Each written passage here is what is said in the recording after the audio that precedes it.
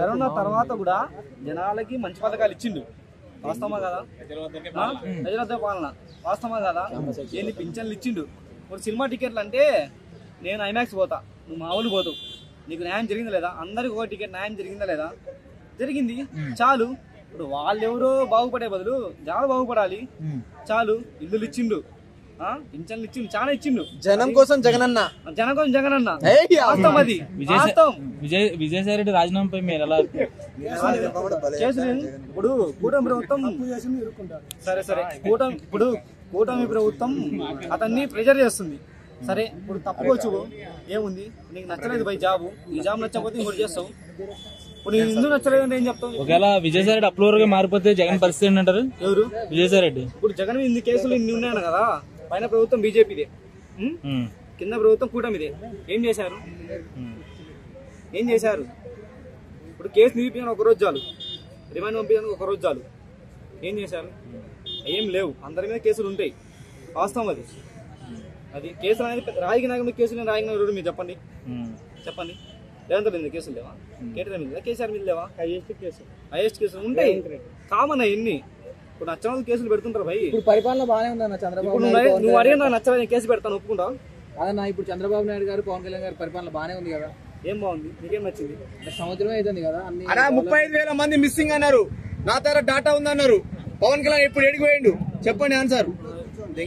ఇప్పుడు తిరుపతి లడ్డు కేసు అందరు యాడిపోయింది, కానీ వీళ్ళు వచ్చిన తర్వాత తిరుపతిలో అన్ని జరిగినాయి కదా. దీని మీద వీళ్ళు అడుగుతున్నా తిరుపతిలో అన్ని జరిగినాయి కదా. వీళ్ళు వచ్చిన తర్వాత దీని మీద కూటమి ఏం యాక్షన్ ఏమైంది? ఫస్ట్ ఏమన్నా పవన్ కళ్యాణ్ ఏమైంది?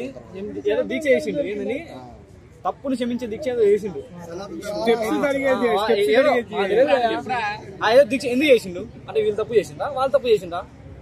సరే తప్పు చేసిండు. అదేంటి తిరుపతి లడ్డులో కలిపి యానిమల్ పిక్ యానిమల్ రోజా కొవ్వుకునే కలిపింది అన్నాడు. ఆడేం పేరు? ఆడు జబర్దస్త్, ఆడు ఆర్పి, కిరాక్ ఆర్పి. రోజాది అంట కొవ్వు కలిసిందని మొన్న చెప్పాడు కదా. వాళ్ళంతా చెప్తారు భయ్. అంటే వీళ్ళు చెప్పేది వీళ్ళు పథకాలు ఇస్తున్నారు. ఇప్పుడు భయ్ నన్ను అడుగుతున్నావు, అడే క్వశ్చన్ ఆన్సర్ చెప్పకపోతే ఏం చేస్తా? అరే బాబు నన్ను పక్క తీసుకుని అడుగుతా. వాళ్ళు ఇచ్చే పథకాలు లేదు, మూమెంట్ టాపిక్ డైవర్ట్ చేయాలి. తిరుపతిలో కొవ్వు కలిసింది, జబర్దస్త్ ఆర్పి, రోయా తీసుకుంటూ ఇవన్నీ ఎందుకు మనకి? తిరుమల కొండ మీద ఫస్ట్ టైం బిర్యానీ దొరికింది. దాని గురించి ఎగ్ బిర్యానీ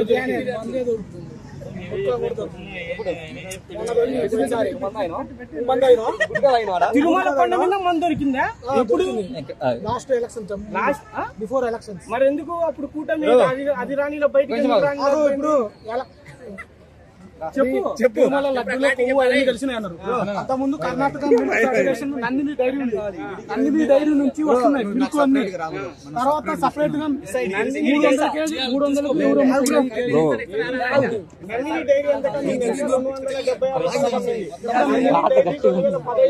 కల్తీ జరిగిందని చెప్పి కొండ మీదనే పట్టుకొని దాన్ని రద్దు కూడా చేసింది. అదంతా తెలుసా నీకు? ఇప్పుడు ఇండియాలోనే కర్ణాటక నందిని డైరీని ఎక్కువ. ఆల్రెడీ కొండ మీద విజయవాడ కొండ మీద దొరికి, విజయవాడ దుర్గకొండ మీద దొరికి దాన్ని రద్దు కూడా చేసిండు. 275 రూపాయలు కేజీ. అవునా? విజయవాడ దుర్గకొండ మీద 2015 చెక్ చేసుకున్నా. టీడీపీ గవర్నమెంట్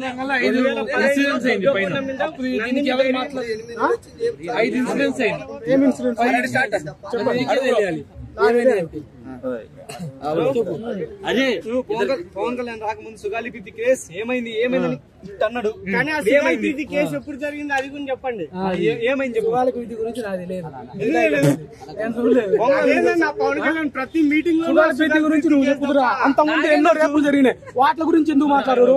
ఓన్లీ సుగాలి ప్రీతి ఎందుకు మాట్లాడతారు చెప్పండి? అంటే అప్పుడు రోజుకి ఎన్నో అత్యాచారాలు జరుగుతాయి, వాటి గురించి ఎందుకు మాట్లాడరు?